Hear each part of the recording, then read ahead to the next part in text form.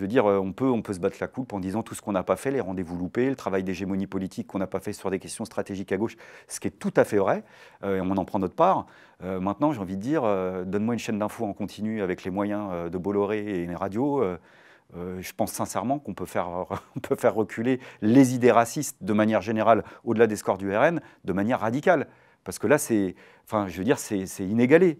C'est inégalé. Le rouleau compresseur, le tombereau de boue qui tombe en particulier sur la France insoumise, pour ne pas les nommer, c'est inégalé. C'est-à-dire, après, tu as les discussions, tu as les désaccords, tu as les divergences, tu peux discuter de tout, mais tu as ça. C'est-à-dire que si on laisse passer ça, à cette hauteur de calomnie, ça veut dire que potentiellement, à gauche, tout le monde est concerné.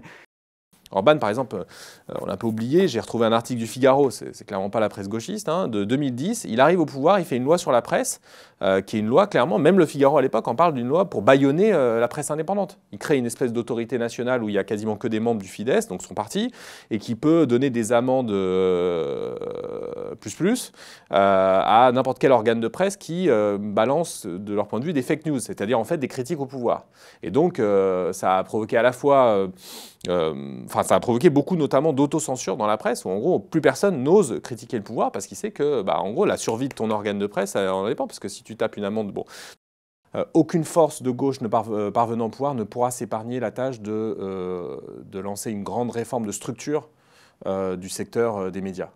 C'est un truc qu'on a longtemps défendu à Criminel. C'était pas simplement l'idée de faire de la critique quotidienne des médias, c'est ça, mais c'est aussi faire des propositions politiques pour changer les choses sur ce front-là et prendre au sérieux ce front-là en disant c'est une question politique, c'est pas juste on n'aime pas tel ou tel intervieweur ou intervieweuse, on n'aime pas tel journaliste, on n'aime pas tel idéologue qui passe dans les médias. Bien sûr qu'il y avait un peu d'agacement vis-à-vis de tout ça et de ces pseudo-journalistes, etc. qu'on voit à la télé.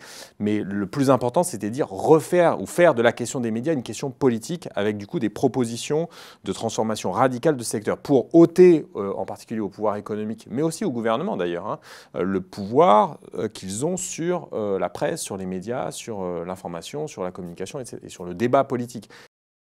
Ces appareils idéologiques que sont les grands partis dominants, qui ont joué un rôle très important historiquement, mais sont en déclin en réalité dans leur implantation dans la société, par rapport à leur implantation dans la société, y compris électoralement, avec aussi la baisse pour la plupart des élections de la participation électorale.